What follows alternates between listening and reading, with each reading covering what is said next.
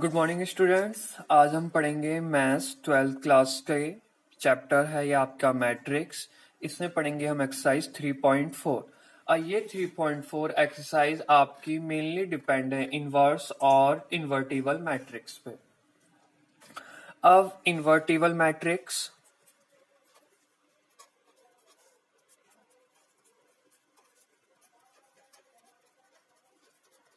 पहले समझने की कोशिश करते हैं इन्वर्टिबल मैट्रिक्स को।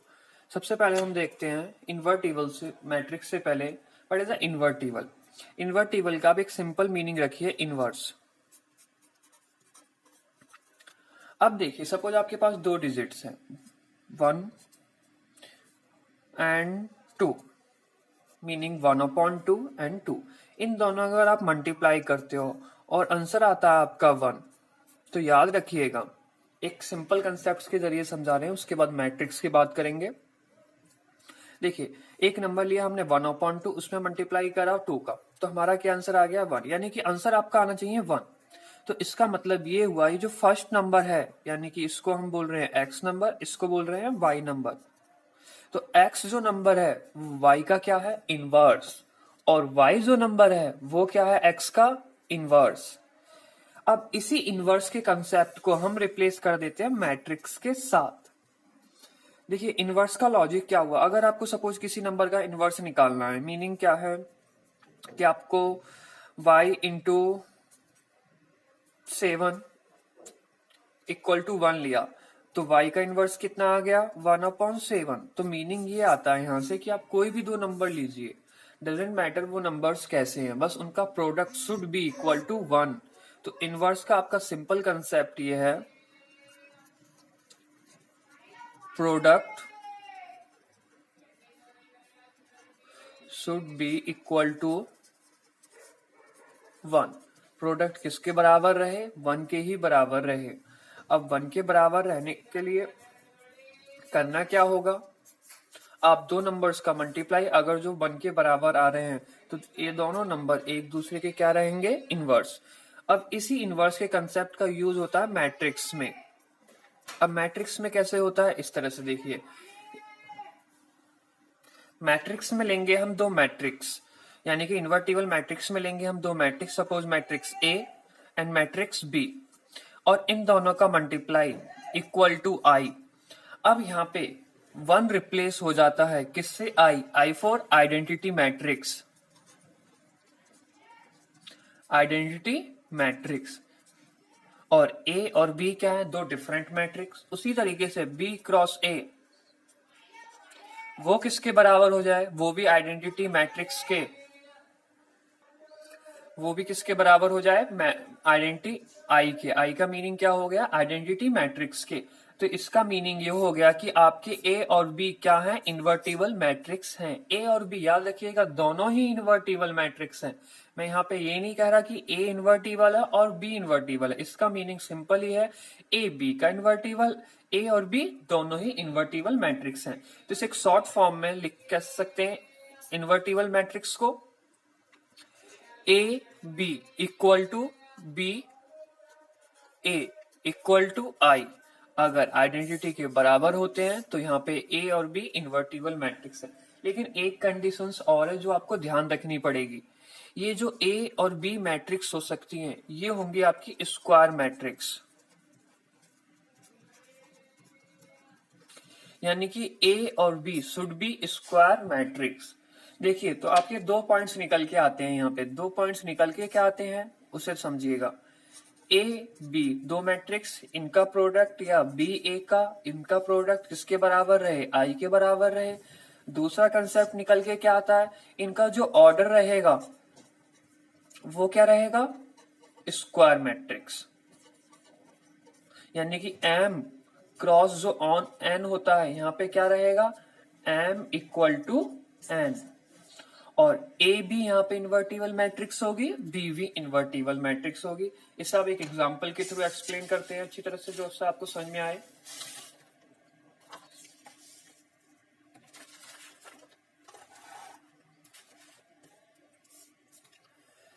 देखिए एग्जांपल्स लेते हैं एक, जिसमें एक ए मैट्रिक्स है 2 1 3 2। बी मैट्रिक्स है 2 -1 -3 2। अब इन दोनों मैट्रिक्स में पहले हम बात करते हैं ए और बी की। मीनिंग क्या हो गया, ए और बी का मल्टीप्लाई करना है 2 1 3 2। और बी में क्या हो गया, सॉरी बी का यहाँ पे लिखना नहीं था, मल्टीप्लाई था simply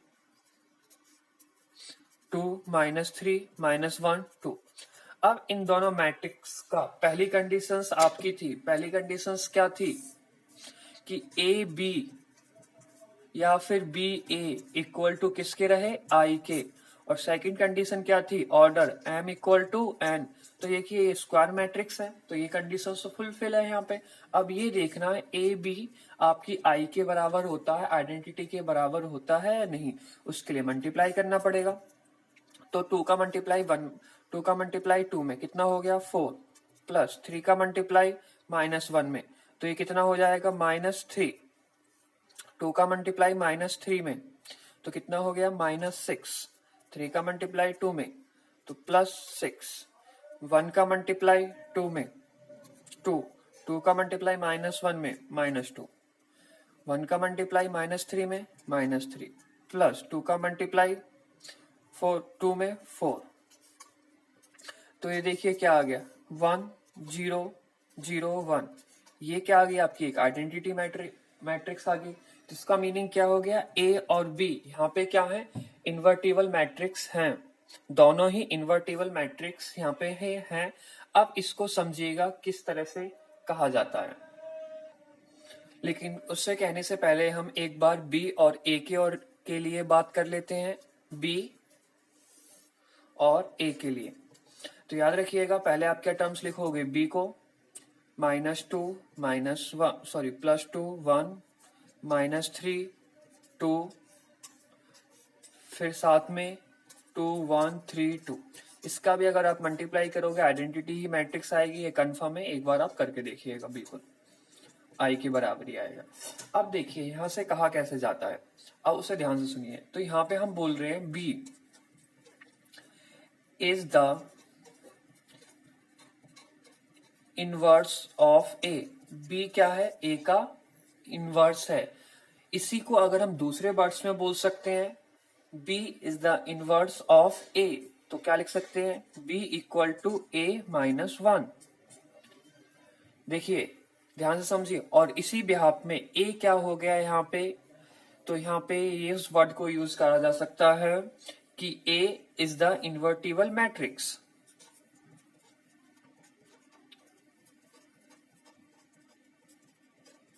invertible matrix same behalf पे यहाँ पे देखिए, तो यहाँ पे क्या लिख सकते हैं, A is the inverse of matrix B. तो ए क्या है, इनवर्स ऑफ बी, तो इक्वल टू लिखोगे ए इज, इसका मीनिंग क्या हो जाता है, बेसिकली इक्वल ही जाता है, इनवर्स ऑफ बी, तो यानी कि बी -1। और वैसे ही बी क्या हो गया, इज द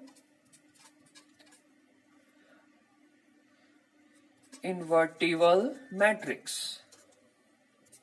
मैंने आपसे यही कहा था, अगर सिंपली आपकी दो मैट्रिक्स का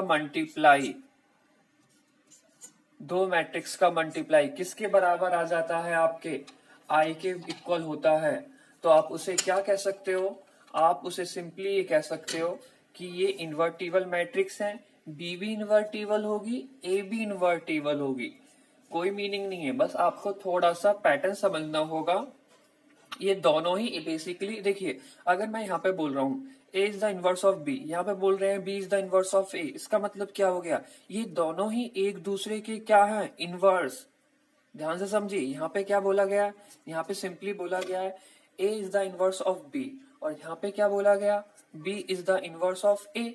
तो इसका मीनिंग क्या हो गया, ए और B both are inverse to each other, ये दोनों ही एक दूसरे के इनवर्स हैं। आप किसी को भी किसी का इनवर्स बोलोगे तो वो गलत नहीं कहलाया जाएगा।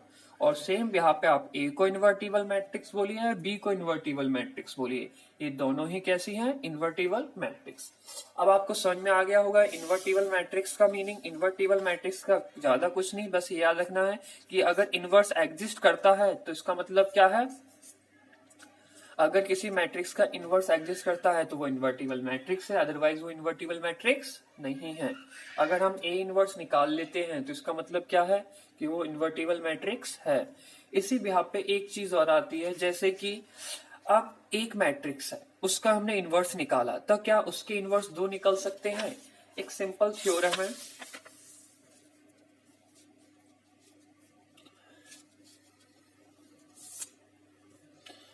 this theorem 10 point sorry not a 10 points, theorem 3,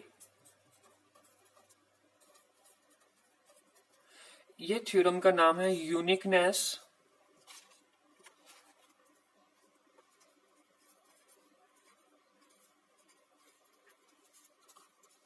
of inverse. अब यूनिकनेस ऑफ इनवर्स का मीनिंग समझिए। अगर आपके पास एक मैट्रिक्स है बी, ठीक है, और आपने निकाला उसका इनवर्स बी इनवर्स, तो याद रखिए एक मैट्रिक्स का सिंगल एक ही इनवर्स होगा, एक से ज्यादा इनवर्स फाइंड आउट नहीं होने वाला। यूनिकनेस ऑफ इनवर्स का मीनिंग ये है, यानी कि अगर हमारे पास कोई भी एक मैट्रिक्स है, स्क्वायर मैट्रिक्स, तो उसका जो इनवर्स एग्जिस्ट करेगा वो क्या एग्जिस्ट करेगा? Unique inverse. यानी कि एक ऐसा होता है ना, जैसे कि आपकी क्वाड्रेटिक इक्वेशंस होती है, अगर क्वाड्रेटिक इक्वेशंस होती है तो उसके दो सॉल्यूशन एग्जिस्ट करते हैं, क्यूबिक इक्वेशन होती है तो उसके तीन सॉल्यूशन एग्जिस्ट करते हैं, वैसे ही। लेकिन यहाँ पे अपोजिट है, यहाँ पे क्या, अगर आपके पास एक मैट्रिक्स है तो उसका इनवर्स एक ही एग्जिस्ट करेगा, जिसे क्या कहते हैं हम? Uniqueness of inverse. आपकी नेक्स्ट थ्योरम है, देखिए थ्योरेटिकल पार्ट है जो आपको समझना है थोड़ा सा, इससे चैप्टर की अंडरस्टैंडिंग थोड़ी अच्छी हो जाती है। अब देखिए इस थ्योरम में आपको सिर्फ प्रूफ करना है। प्रूफ क्या करना है? ए बी का whole inverse equal to B inverse A inverse के बराबर। यानी कि ए और बी यहाँ पे साफ कहा गया है इन्वर्टिबल मैट्रिक्स हैं, और आपको पता है अगर इन्वर्टिबल मैट्रिक्स हैं तो यानी कि उनका इनवर्स एग्जिस्ट करता है, और हमें प्रूफ करना है, ये थ्योरम है आपकी 4, और हमें प्रूफ करना है ए बी का whole inverse equal to B का इनवर्स और ए का इनवर्स। तो देखिए प्रूफ को, एक सिंपल सा कंसेप्ट अभी आपने देखा था, ए और बी का मल्टीप्लाई क्या आता है? आइडेंटिटी। ठीक है, आइडेंटिटी आता कब है? इसमें याद रखिए, ये जब अगर ये आइडेंटिटी आता है तो इसका मीनिंग क्या हो गया? बी क्या होगा? इनवर्स होगा, या फिर ए क्या होगा? इनवर्स होगा। या तो ए बी का इनवर्स होगा या बी ए का है, बेसिकली दोनों ही इनवर्स होंगे, जब भी तो आइडेंटिटी आ रही है।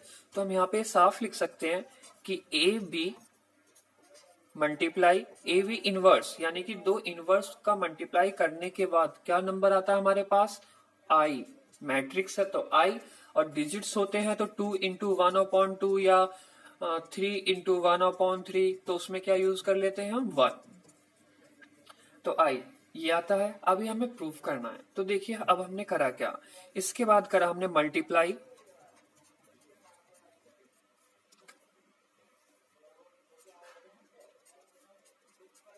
Multiply by A inverse both side.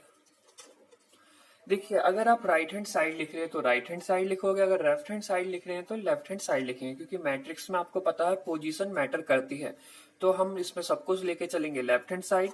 तो हमने क्या लिखा? हमने लिखा इस तरीके से ए इनवर्स, और ये क्या था? ए बी का होल इनवर्स, और फिर क्या लिखा? ए इनवर्स आई। अब देखिए ए इनवर्स और ए, यानी कि ये एक दूसरे के आइडेंटिटी है, यानी कि इनवर्स है, और इन दोनों का मल्टीप्लाई क्या हो जाएगा? आई। फिर क्या बचेगा आपके पास? बी, और यहाँ क्या रहेगा? ए बी का होल इनवर्स।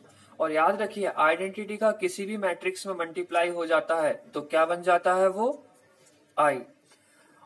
तो सेम बिहाफ पे यहाँ पे भी लिख सकते हैं, इसका मल्टीप्लाई इससे होने के बाद क्या हो गया, बी, ए बी का होल इनवर्स इक्वल टू आई। अब फिर हमने दोबारा से मल्टीप्लाई करा इन बोथ साइड, लेकिन अब मल्टीप्लाई करा हमने बी इनवर्स का, तो B inverse B A B का whole inverse equal to B inverse I. तो देखिए, ओ सॉरी, तो प्रीवियस ही टर्म है, तो कोई नहीं, ब्लैक से ही लिख दीजिए, जो सिर्फ मल्टीप्लाई हुआ है उसको लिख रहे हैं। ये मल्टीप्लाई हुआ है बी इनवर्स का, तो इन दोनों का मल्टीप्लाई हो क्या हो गया, क्योंकि एक दोनों इनवर्स हैं, और इनवर्स का मीनिंग क्या होता है, मल्टीप्लाई होने के बाद आइडेंटिटी आ जाती है आई, और ये क्या हो गया आपका, ये टर्म हो गया ए बी का होल इनवर्स। सॉरी, एक चीज रह गई यहाँ पे मिसिंग, क्योंकि ये मल्टीप्लाई होने के बाद मैंने कहा था वही नंबर आता है, आइडेंटिटी नहीं आती। आइडेंटिटी नहीं आने का मतलब क्या आता है, ए इनवर्स आता है, और तो यहाँ पे क्या आएगा, ए इनवर्स, ठीक है, और ये भी क्या हो जाएगा आपका, ए इनवर्स। तो अब इसको हम सिंपली लिखेंगे, ये क्या हो जाएगा, बी इनवर्स, ए इनवर्स, और आई का मल्टीप्लाई होके, आइडेंटिटी का मल्टीप्लाई होके किसी भी मैट्रिक्स पे कोई फर्क नहीं पड़ता, तो ए बी का होल इनवर्स क्या प्रूव हो गया, बी इनवर्स और ए इनवर्स।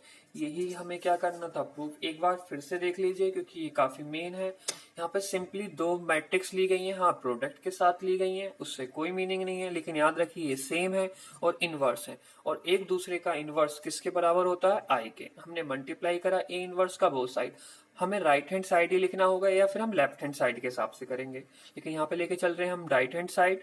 तो ए इनवर्स और ए का जो मल्टीप्लाई होता है, यानी कि ए इनवर्स और ए का इसके बराबर होता है आई के। और सेम बिहाव पे अगर ए इनवर्स आई का मल्टीप्लाई कर रहे हैं तो क्या रहेगा, ए इनवर्स, क्योंकि आइडेंटिटी का मल्टीप्लाई किसी में भी मल्टीप्लाई होने के बाद सेम डिजिट आती है। इनवर्स और सेम मैट्रिक्स का मल्टीप्लाई होने के बाद क्या आता है, आइडेंटिटी। तो सेम बिहाव पे ये आपकी थ्योरम्स प्रूव हो जाती है। ये मेन थ्योरम है, 10th theorem, sorry 4th theorem. इसके बाद आपकी एक्सरसाइज स्टार्ट करते हैं। एक्सरसाइज काफी अच्छी है, लेकिन उससे पहले कुछ एक आप ट्रिक समझिए कि इनवर्स निकालने के लिए करा क्या जाता है। देखिए, ये आपका थ्योरेटिकल पार्ट था। मेन क्वेश्चंस आपके इस तरह से आएंगे, find the inverse of any matrix. कोई भी एक मैट्रिक्स दी गई होगी तो हमें करना क्या होगा। अब देखिए, जो कंसेप्ट यूज करे जाते हैं उसको समझ लीजिए। पहला कंसेप्ट यूज करा जाएगा आपका आर आई आर जे। इसका मीनिंग क्या है, इंटरचेंज, यानी कि रो 1 या रो 2, रो 3, रो 4, रो 5, रो 6, कुछ भी उनको हम इंटरचेंज कर सकते हैं किसी भी मैट्रिक्स में, कोई प्रॉब्लम नहीं आएगी। सेम, अब देखिए इंटरचेंज कैसे कर सकते हैं उसे देख लीजिए। अगर आपके पास एक मैट्रिक्स है, सपोज 5 6 7 3 2 1 5 4 3, ये R1, ये R2, R3। अब हमने सिंपली करा R1 इंटरचेंज R3। तो देखिए, इसे करने के बाद जो आपकी मैट्रिक्स A बनेगी वो कैसी बन जाएगी, 5 4 3 3 2 1 5 6 7, जिससे कि हमारे क्वेश्चंस पे कोई फर्क नहीं पड़ेगा, यानी कि हमें इसका यूज करना है।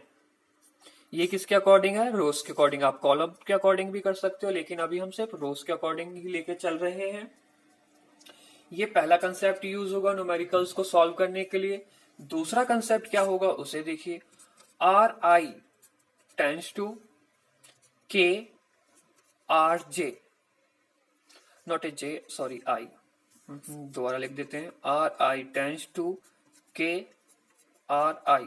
अब के आपका नॉट इक्वल टू बस जीरो रहना चाहिए, ये जीरो ना रहे, नेगेटिव हो पॉजिटिव हो बिल्कुल चलेगा, बस जीरो नहीं चलेगा। देखिए, जैसे कि यही मैट्रिक्स है, यही मैट्रिक्स लेते हैं, इसी में लगाते हैं हम कंडीशन। तो R1 टेंस टू, मैंने लिख दिया 2 टाइम्स R1, तो हमारी जो मैट्रिक्स बनेगी फाइनली क्या मैट्रिक्स बन जाएगी, 2 का मल्टीप्लाई होके R1 में 10 12 14 3 2 1 5 4 3। तो एक इसका कंसेप्ट यूज होगा हमारा। इंटरचेंज करेंगे हम सॉल्व करने के लिए, किसी भी स्केलर क्वांटिटीज का मल्टीप्लाई कर सकते हैं। एक बेसिक कंसेप्ट और है और वो काफी मेन है। देखिए 3 चीजें यूज होनी है। थर्ड पार्ट पे आते हैं। थर्ड पार्ट क्या है? कोई भी रो लीजिए, टेंस टू, सिंपल उसी रो की बात करेंगे। याद रखिएगा, अगर आपने R1 लिया है तो R1 आएगा, R2 लिया है तो R3 आएगा, R4 लिया है तो R4 आएगा। ठीक है, सिंपल उसी रो है। फिर या तो आपका प्लस हो सकता है, माइनस हो सकता है, doesn't matter. Plus K R J, देखिए दोबारा से लिख देते हैं। R I tends to, R I ही रहेगा। आर आई का मतलब क्या? फर्स्ट रो तो ये भी फर्स्ट, सेकंड रो तो ये भी सेकंड, थर्ड रो तो ये भी थर्ड। जैसे कि यहाँ पे था, 1 है तो 1 रो होगी, 2 है तो 2 होगा, 3 है तो 3 होगा, 4 है तो 4 होगा। उसी में ही मल्टीप्लाई होगा और किसी में नहीं हो सकता। फिर प्लस, लेकिन अगर हम चाहते हैं कि हम 1 में मल्टीप्लाई ना करके 2 में मल्टीप्लाई करें तो उसके लिए ये पैटर्न, R1 है तो R1, R2 है तो R2, R3 है तो R3। R I tends to R I plus K R J. अब हम इस तरह से कर सकते हैं, अगर हमें किसी दूसरी रो में मल्टीप्लाई करना होगा तो, लेकिन उसके लिए हमें R1 को ऐड करना ही होगा। और फिर हम किसी भी स्केलर क्वांटिटीज का मल्टीप्लाई आर जे। अब आर जे का मतलब क्या? अगर यहाँ पे आपने 1 लिया है आई की जगह, तो यहाँ पे आप 2 ले सकते हो, 3 ले सकते हो। अगर आई की जगह आपने क्या लिया है? 2 लिया है, तो यहाँ पे 1 और 3 ले सकते हो। अगर आपने आई की जगह 3 लिया है तो यहाँ पे आप जे की जगह 1 और 2 ले सकते हैं। जैसे कि इसी क्वेश्चन को देखते हैं तो इसमें कंडीशन अप्लाई करते हैं।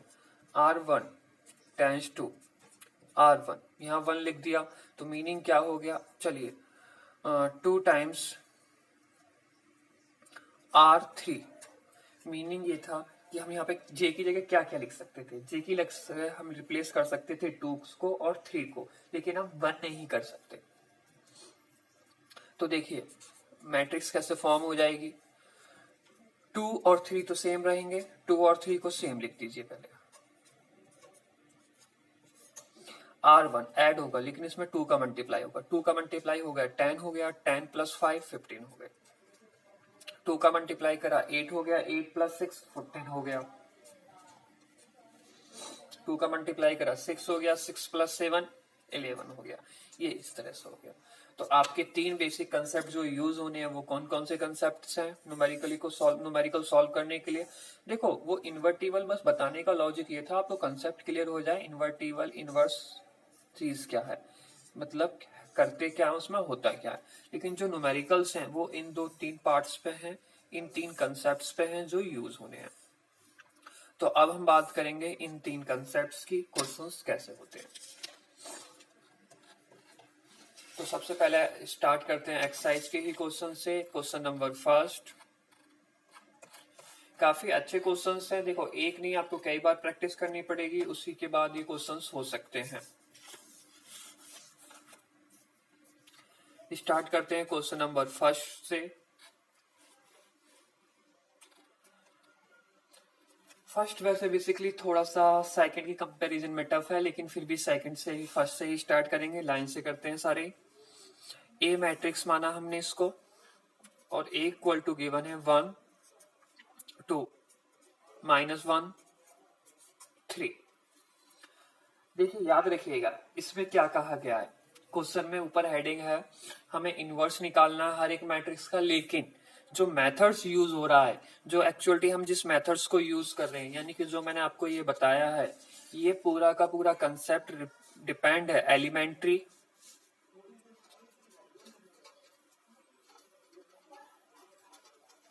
ट्रांसफॉर्मेशन,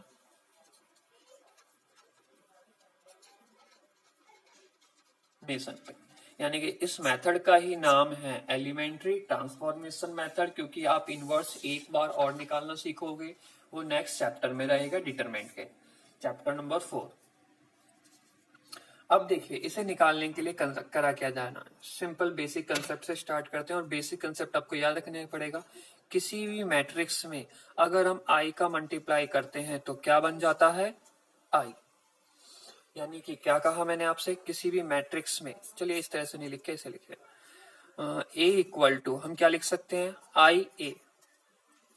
ये कि आइडेंटिटी का मल्टीप्लाई होगा किसी भी मैट्रिक्स में क्या होता है? आई ही फॉर्म होता है। अब यहां से स्टार्ट होता है आपका सॉल्विंग प्रोसेस। अब देखिए कैसे, ए की वैल्यू पुट करिए, 1 2 -1 3, इक्वल टू 1 0 0 1 ए।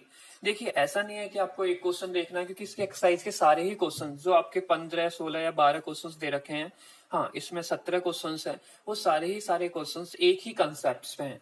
तो आप ये मत सोचिए कि आपको पहला ही क्वेश्चन देखने के बाद जो मैं आपको बता रहा हूँ वो समझ में आ जाएगा, बाकी सारे क्वेश्चंस आप फिर कर लोगे। पहले क्वेश्चन से आपको कुछ लॉजिक मिलेगा, दूसरे क्वेश्चन से और लॉजिक मिलेगा, जैसे ही आपके 4-5 क्वेश्चंस हो जाएंगे तो आपको जाके इसका कंसेप्ट पूरा क्लियर होगा, क्योंकि एक क्वेश्चंस में सारे लॉजिक्स यूज नहीं हो सकते, जिसकी वजह से थोड़ी सी प्रॉब्लम होगी। तो प्लीज एक क्वेश्चंस को देखने के बाद थोड़ा सा पेशेंस रखो बच्चों, क्योंकि अगर आपने पेशेंस नहीं रखा और कहा यही क्वेश्चन समझ में नहीं आ रहा तो हमें नेक्स्ट क्वेश्चंस कैसे समझ में आएंगे, तो ऐसा नहीं हो पाएगा। आपको 3-4 करीबन 5 क्वेश्चंस लगातार देखने होंगे, उसके बाद आपको इन क्वेश्चंस को सॉल्व करने का कंसेप्ट क्लियर होगा अच्छी तरह से।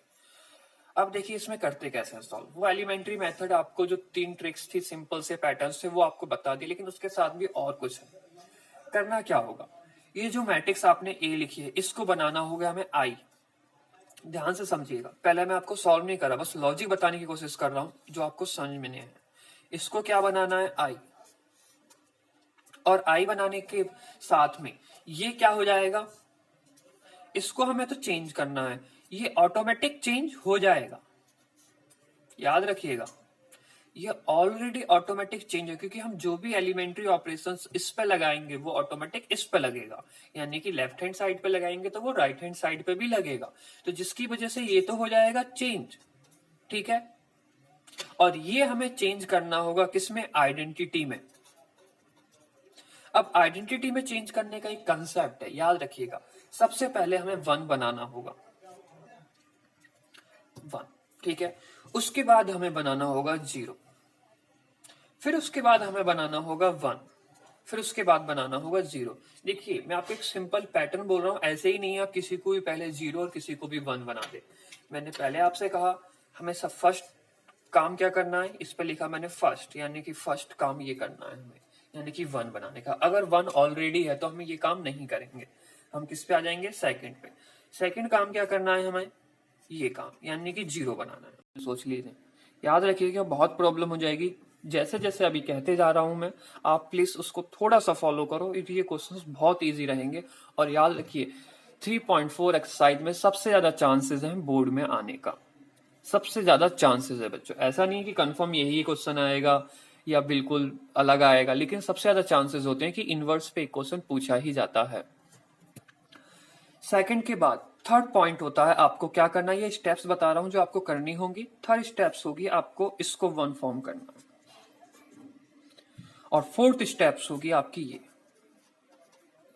अगर ऑलरेडी कोई 1 या 0 बना है तो उस स्टेप्स को आप छोड़ सकते हो, लेकिन स्टार्टिंग किससे होगी, फर्स्ट स्टेप से होगी, फिर थर्ड स्टेप, फिर फोर्थ स्टेप, इस हिसाब से क्वेश्चन होगा।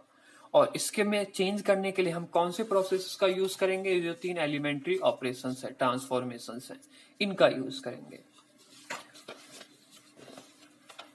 देखिए चेंज करते हैं, कुछ आपको समझ में आया होगा। देखिए ये स्टेप्स हैं, आपको ये फॉलो ही करनी पड़ेंगे। अगर आप ये स्टेप्स फॉलो नहीं करते हो तो बिल्कुल सही चांसेस है कि आपका आंसर जो होगा वो बिल्कुल सही आएगा, लेकिन 1-2 क्वेश्चंस ऐसे हो जाएंगे जिसमें आंसर फिर सही नहीं आएगा, फिर आपको ये लगेगा कि जो आप पैटर्न यूज कर रहे हो वो गलत पैटर्न है। इससे अच्छा है कि आप इसी पैटर्न्स को फॉलो करिए, इससे आपके गारंटी सारे क्वेश्चंस बिल्कुल सही आंसर देंगे। देखिए अब इसी क्वेश्चन को करते हैं। हमने लिखा a इक्वल टू आई ए, और a की वैल्यूज क्या है हमारी, 1 2 -1 3 इक्वल टू 1 0 0 1 a। देखिए फर्स्ट स्टेप्स थी हमारी 1 बनाना, 1 तो यहाँ ऑलरेडी है, यानी कि हम ये कुछ नहीं करेंगे इसमें, यानी कि इसको क्या बनाना है, हमें 0 बनाना है। तो याद रखिए 0 बनाने के लिए हमेशा हेल्प ली जाएगी किसी ना किसी की, क्योंकि टर्मिनेट करेगा, कैंसिल आउट कर देगा। तो हमें R2 को 0 बनाना है, ये क्या है R2, तो हम लिखेंगे R2, ठीक है। और मैंने क्या कहा था, देखिए यहाँ पे ऑपरेशंस कौन सा लगा रहा हूं मैं, ऑपरेशंस लगा रहा हूं ये वाला। हम क्या लिखेंगे R2, क्योंकि मल्टीप्लाई या डिवाइड करके, इसका मतलब क्या, मल्टीप्लाई भी या डिवाइड भी किसी भी कांस्टेंट का, उसे करके तो यहाँ पे 0 आ ही नहीं सकता।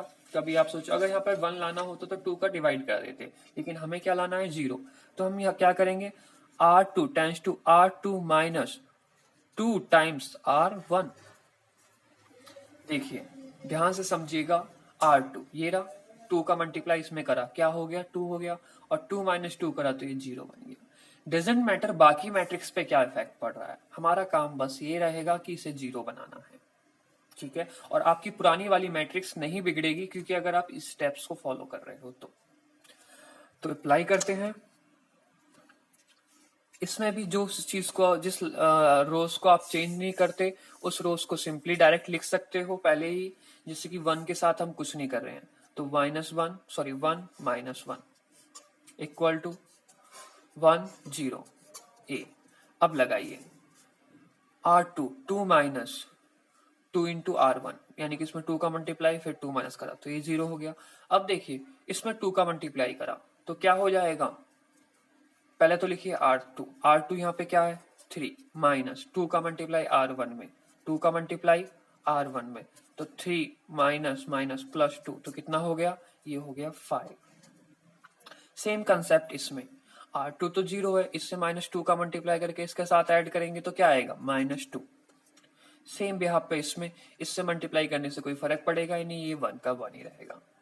देखिए मैंने यहाँ पे क्या कहा, एक सिंपल सी चीज कही थी, 1 बन गया था, आपका ऑलरेडी गिवन था, तो हमने ये वाली स्टेप्स फॉलो करी ही नहीं, हमने सेकंड स्टेप्स फॉलो करी, ये 0 बन गया। तो इसके 0 बनाने के लिए इन टर्म्स पे जो भी इफेक्ट पड़ता है वो आप लिखोगे, यानी कि उसके बारे में बिल्कुल नहीं सोचना है कि ये चेंज हो रहा है वो चेंज हो रहा है, आपको बस ध्यान से लिखना है कि हाँ बिल्कुल चेंज होगा ये। अब इसके बाद थर्ड स्टेप्स क्या थी, 1 बनाना। तो 1 बनाने का प्रोसेस क्या है, देखिए 1 बनाने का एक सिंपल सी ट्रिक बोल रहे हैं कि आप जो भी नंबर दे रखा हो उसी नंबर को उसी से डिवाइड कर दीजिए, उसी नंबर को उसी से डिवाइड कर दीजिए, कोई फर्क नहीं पड़ने वाला है। या फिर आपको कुछ और भी सोचना पड़ेगा, लेकिन अभी हम इजी स्टेप्स पे चलते हैं। R2 तो क्या कर दिया हमने, R2 डिवाइडेड बाई 5। देखिए ध्यान से, अगर 0 डिवाइड बाई 5 होता है तो कोई फर्क पड़ा 0 पे, नहीं पड़ा, इसीलिए कहा था आपको ये पैटर्न्स फॉलो करना है। अगर ये बिगड़ जाता तो फिर दोबारा इसको 0 बनाते तो प्रॉब्लम हो जाती।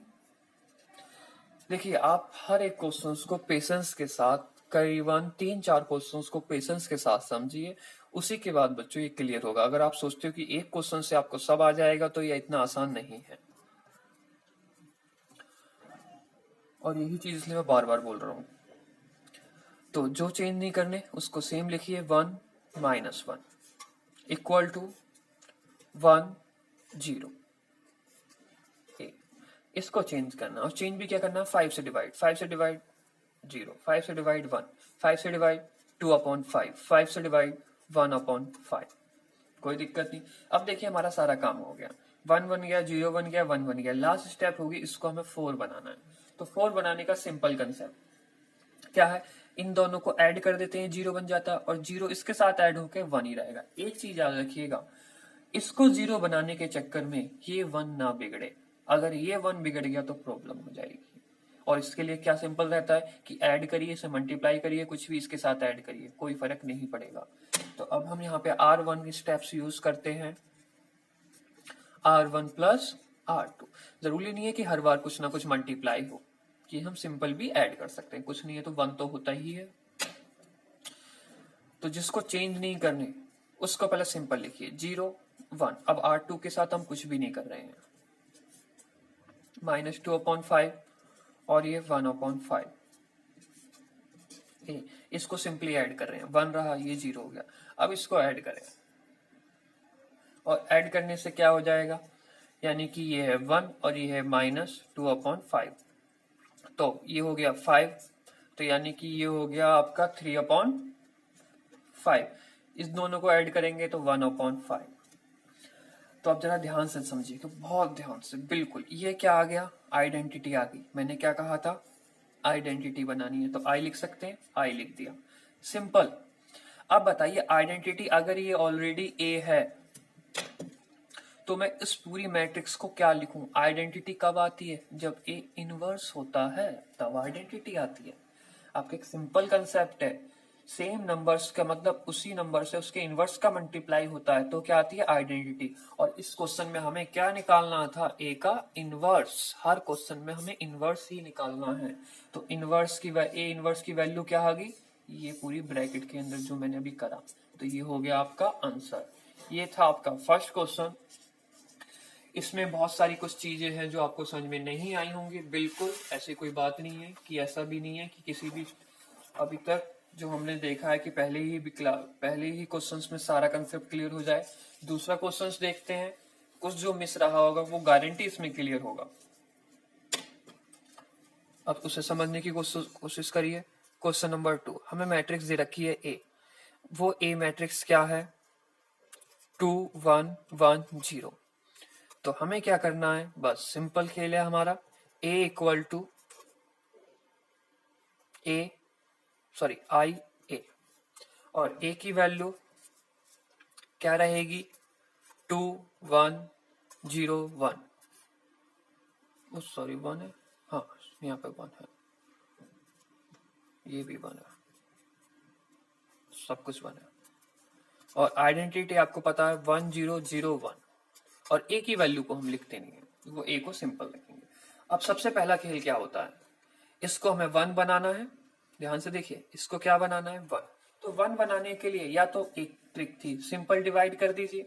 यहाँ पे तो कोई फर्क ही नहीं है अभी किस पे ऊपर क्या फर्क पड़ रहा है।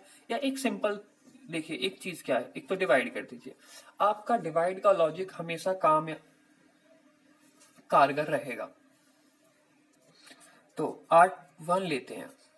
आप कुछ और भी कर सकते हैं, लेकिन अभी मैं आपको सिर्फ इजी के बिहाफ से डिवाइड का ही रेफरेंस कहूंगा करने के लिए, रिफर करूंगा। देखिए R1 क्या लिखा?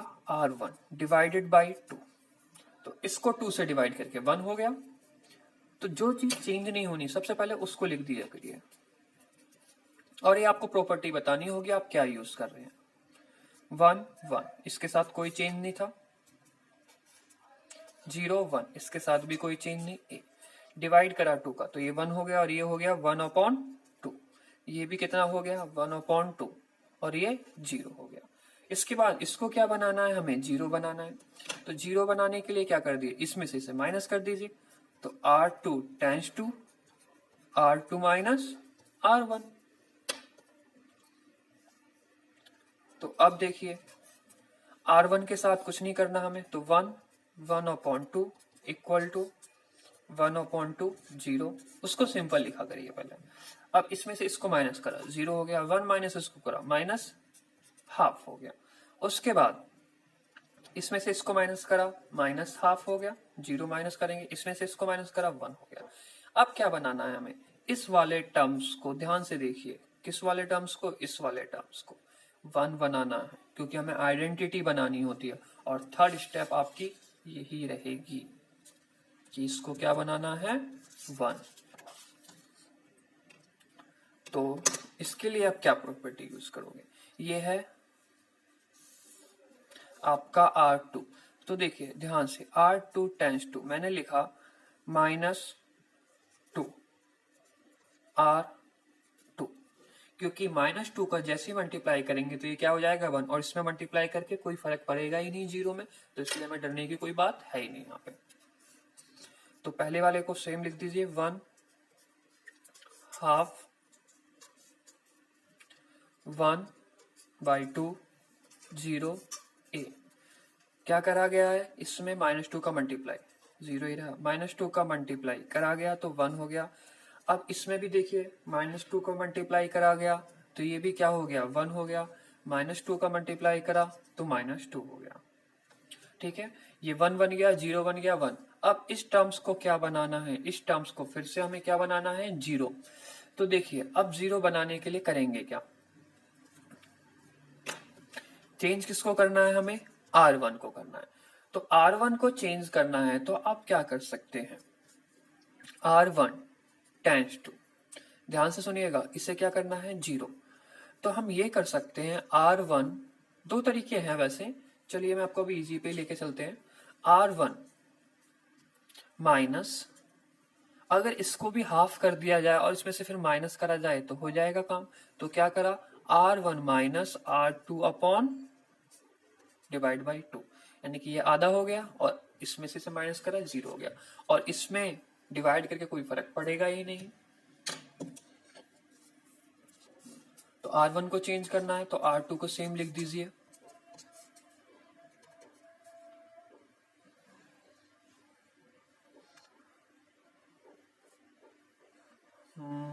हाँ बिल्कुल सही है। तो ये आपका हो गया 2 से डिवाइड करने का पैटर्न था, तो इसको पहले तो सेम लिख लेते हैं। अब इसके बाद R1 माइनस 2 से डिवाइड करेंगे तो इसमें कोई फर्क नहीं पड़ेगा, 2 से डिवाइड करेंगे हाफ हो जाएगा, ये कितना हो जाएगा 0 हो जाएगा। उसके बाद इसको 2 से डिवाइड करेंगे, बिल्कुल, फिर ये भी 0 हो गया। 2 से डिवाइड करेंगे इसको माइनस के साथ है ना, नहीं सही है, बिल्कुल सही है। हाँ 2 से डिवाइड करेंगे -1 हो जाए, 2 से डिवाइड करेंगे -1 हो जाएगा, और फिर माइनस करना है तो ये प्लस हो जाएगा। देखिए ये आइडेंटिटी बन गई, तो ये क्या कहलाएगा आपका A इनवर्स। लेकिन ये आंसर गलत है। अब देखिए गलत कहाँ हो गया है, तो देखिए इन क्वेश्चंस में यही है, अगर आपने हल्का सा भी प्लस माइनस की मिस्टेक्स करी तो गलत हो जाएंगे आंसर। हाँ देखो बच्चों, ये रहा 1 माइनस हाफ होना था आपका प्लस हाफ। क्या होना था, प्लस हाफ, क्योंकि ये रहा प्रॉब्लम। चलिए कोई नहीं, इसे ट्रिक करते हैं। 1 माइनस हाफ क्या होना था, प्लस हाफ। 0 माइनस, हाँ ये बिल्कुल सही है, ये भी सही है, मिस्टेक्स ये थी सिर्फ, यानी कि इसको 1 बनाना था, इसको 1 बनाना था, -2 का नहीं +2 का डिवाइड रहेगा।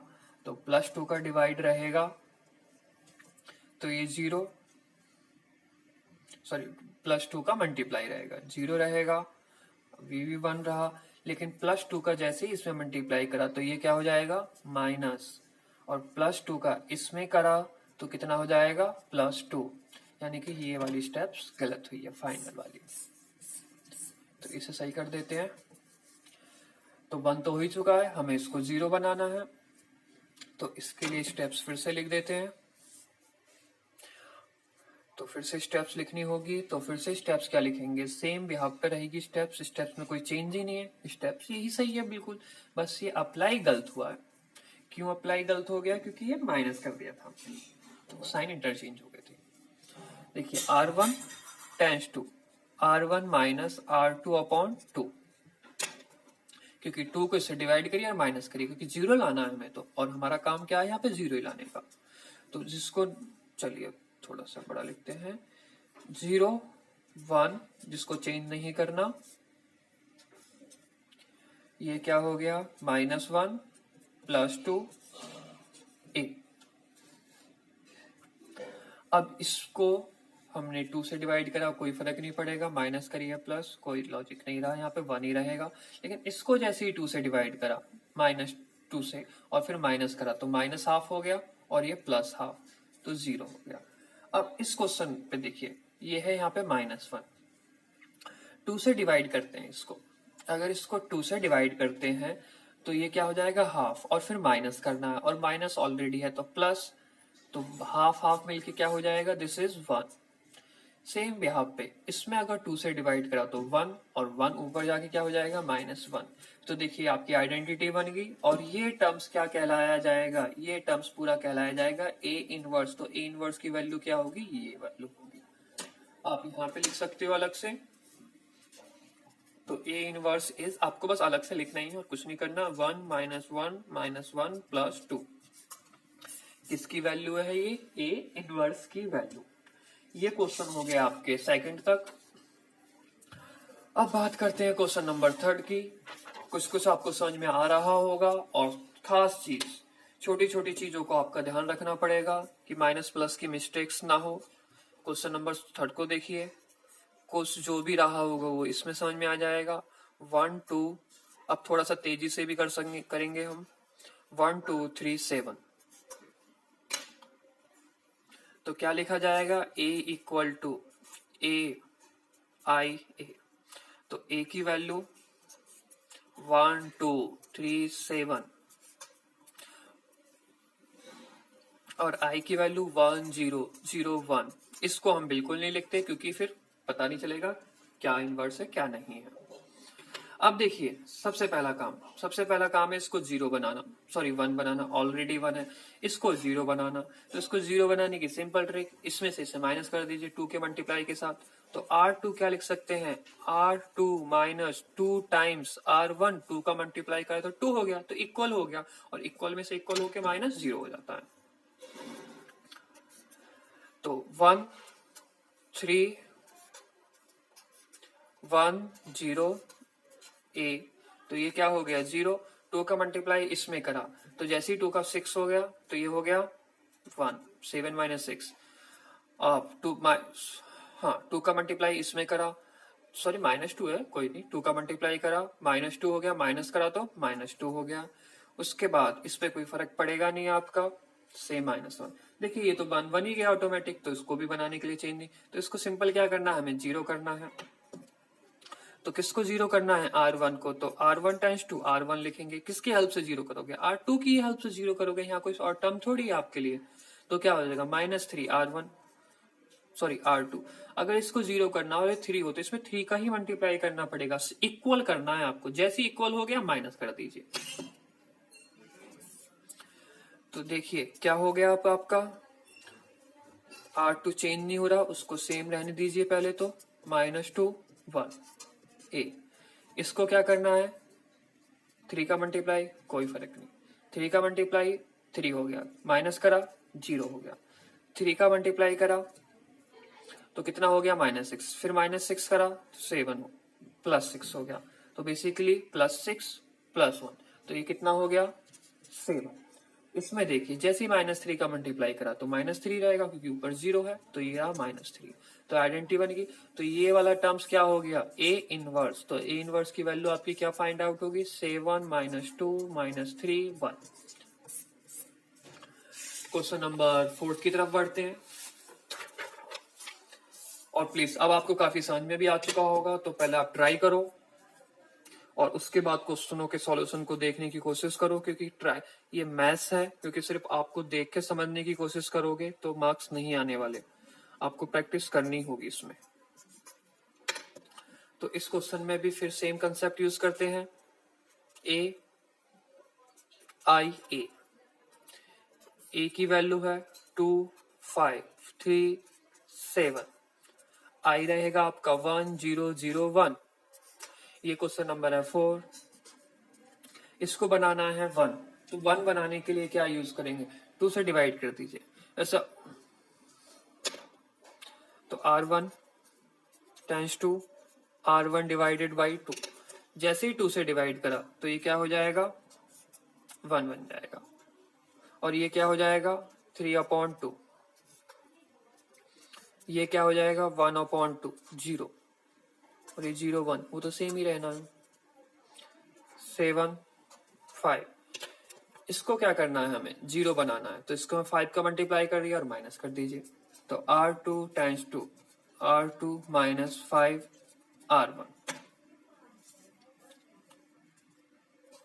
देखिए जैसे 5 का मल्टीप्लाई करा इस, सॉरी R2 को करना है ना, तो 1 को तो सिंपल लिखिए,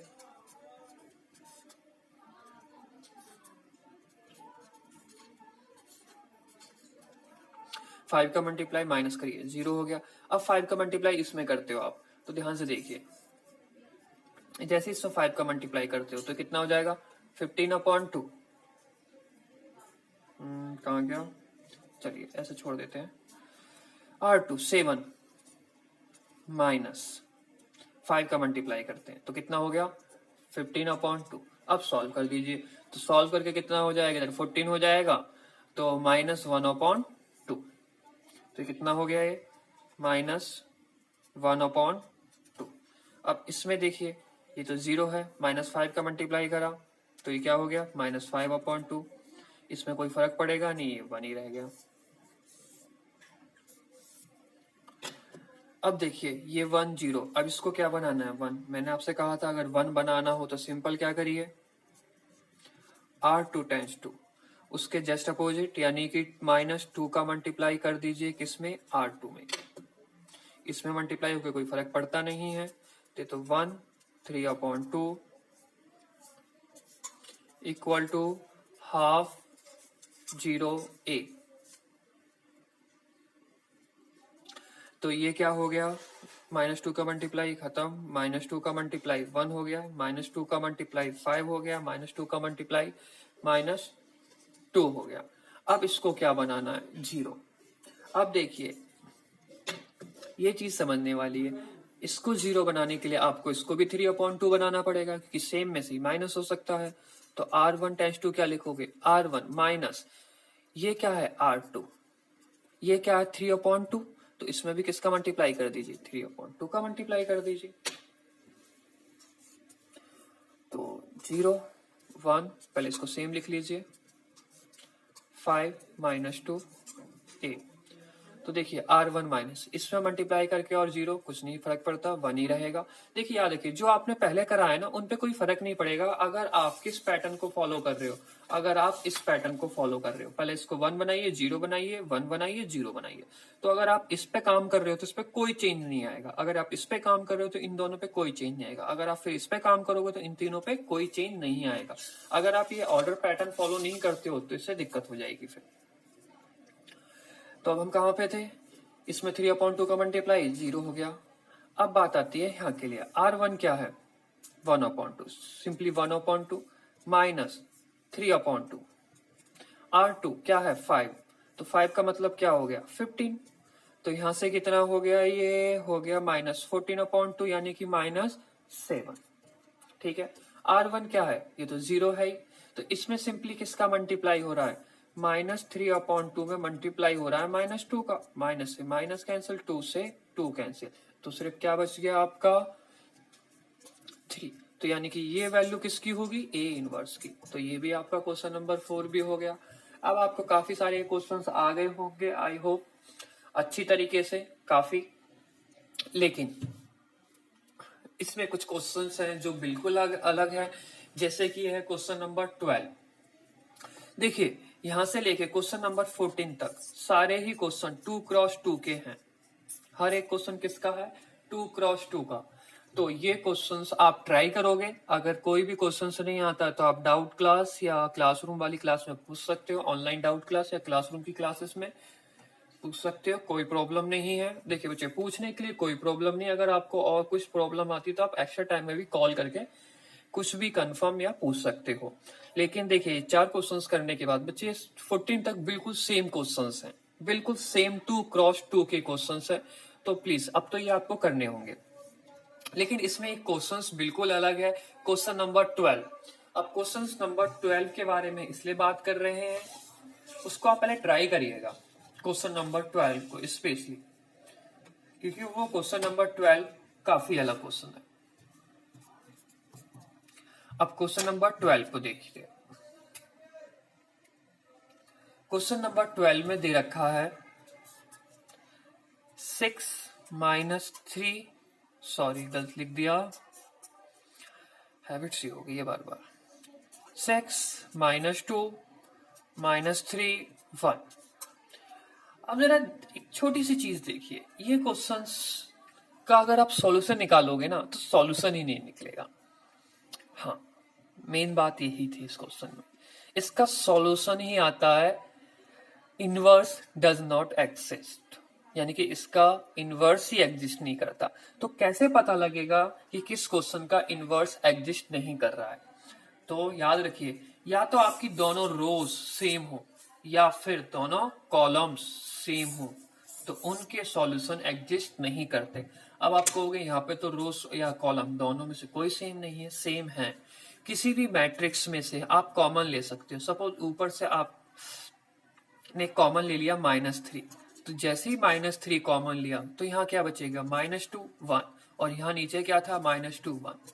तो यानी कि आपकी ऊपर की दोनों रोज या फिर ये कह सकते हो दोनों कॉलम्स क्या हो गए, सेम हो गए। और ये दोनों कॉलम सेम होने से क्या हो जाता है, सॉल्यूशन एग्जिस्ट नहीं करता। देखिए लॉजिक तो आपको समझ में आ गया है इसका, लेकिन फिर भी एक बार सॉल्विंग वाले पैटर्न से देखते हैं कि सॉल्यूशन फाइंड आउट होता भी है या नहीं, क्योंकि सिर्फ बोलने से कुछ नहीं होने वाला इस क्वेश्चन में। लेकिन याद रखिएगा, कोई भी दो रोज सेम हो जाती हैं कुछ भी कॉमन या मल्टीप्लाई करने, कुछ भी कॉमन लेने के बाद, तो या विदाउट कॉमन, तो उसका सॉल्यूशन एग्जिस्ट नहीं करता। और ये क्वेश्चन नंबर 12 भी है जिसका सॉल्यूशन एग्जिस्ट नहीं करता, लेकिन फिर भी सॉल्व करते हैं। सॉल्विंग में प्रॉब्लम क्या आती है जिससे आपको पता लगे।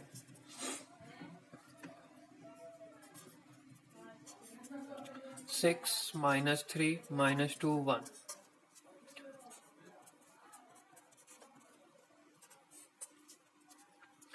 क्योंकि अच्छा समझ में जब भी आएगा जब आप इसे सॉल्व करोगे, वो सिर्फ एक लॉजिक था।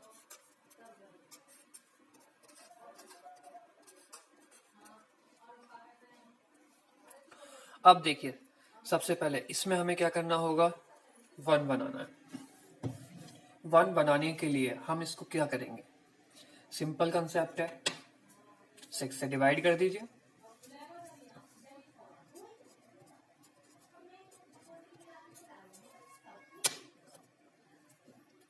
तो जैसे ही 6 से डिवाइड करेंगे आप, तो ये क्या हो जाएगा 1, ये क्या हो जाएगा -1/2, 1/6, 0 1 -2, और ये क्या हो गया 1 सेम, 0 1। अब देखिए इसको क्या बनाना होगा हमें 0। अब 0 बनाने का एक सिंपल कंसेप्ट क्या आता है आपका, कि इसको और इसको सेम कर लीजिए, R1 R2 को सेम करना होता है हमेशा 0 बनाने के लिए। तो इसको सेम करने के लिए क्या करना पड़ेगा, R2 टेंड्स टू R2। अब देखिए इस R2 में क्या करा जाएगा, इसको हमें 0 करना था, तो R2 माइनस इसको सेम करना होगा, तो -2 टाइम्स R1। तो जैसे -2 का मल्टीप्लाई होगा सेम हो जाएंगे, और मतलब जैसे 2 का मल्टीप्लाई होगा ये सेम हो जाएंगे, लेकिन यहाँ पे हमें माइनस नहीं करना होगा, प्लस ही करना पड़ेगा। क्यों प्लस करना पड़ेगा,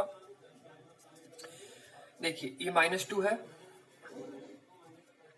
अगर ये -2 है तो इसको 2 रखेंगे जब ये ऐड होके, अगर माइनस है तो प्लस, प्लस है तो माइनस, ये आप समझ गए होगे, प्लस माइनस का बस 0 लाना है हमें।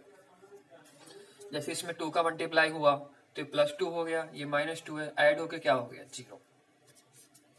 पहले तो ऊपर वाले टर्म्स को सेम लिखिए।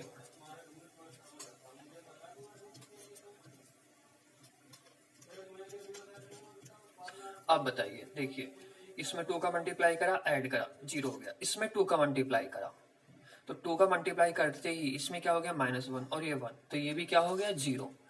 अब इसके आगे आपको करने की जरूरत ही नहीं है, अगर आपको यहाँ लिखना है तो लिख सकते हो, लेकिन देखिए अगर एक मैट्रिक्स में पूरी की पूरी इंटायर रो या इंटायर कॉलम 0 हो जाए, तो इसका मतलब है कि वो मैट्रिक्स ही एग्जिस्ट नहीं करेगी। ये आपकी बात समझ में आई होगी।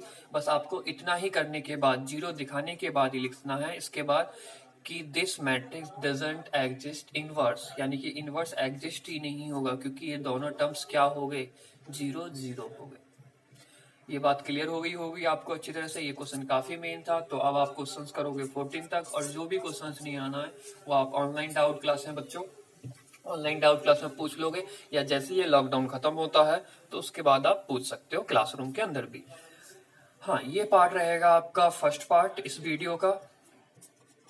इसके 2 पार्ट आने हैं। सेकंड पार्ट जो आएगा आपका, उसमें होने हैं आपके क्वेश्चंस 15 के बाद, 15 से स्टार्टिंग होगी। ये 2x2 के लिए थी सिर्फ वीडियो, 2x2 के लिए। जो नेक्स्ट वीडियो लेक्चर पार्ट 2 आएगा वो आएगा 3x3 का। याद रखिए वो क्या कहें कि वो और ज्यादा मेन है। अगर आप ये समझ लीजिए, अगर इसके चांसेस है 10%, तो इसके चांसेस है 30% आने के, मीनिंग ये 3 टाइम्स ज्यादा चांसेस है इस क्वेश्चन के आने के 3x3 के। तो पहले लेकिन आपको समझना है 2x2 का ही पड़ेगा, क्योंकि 3x3 में आइडेंटिटी मैट्रिक्स आपको पता है उसमें 9 एलिमेंट्स होंगे, तो प्रॉब्लम हो जाएगी अगर आप डायरेक्ट उस वीडियोस को देखोगे तो पहले देखनी है आपको 3.4 की फर्स्ट पार्ट, जो यही पार्ट है ऑलरेडी। इसके बाद देखोगे आप part 2। Okay, thank you so much और प्लीज ध्यान से देखते रहिए और पढ़ते रहिए।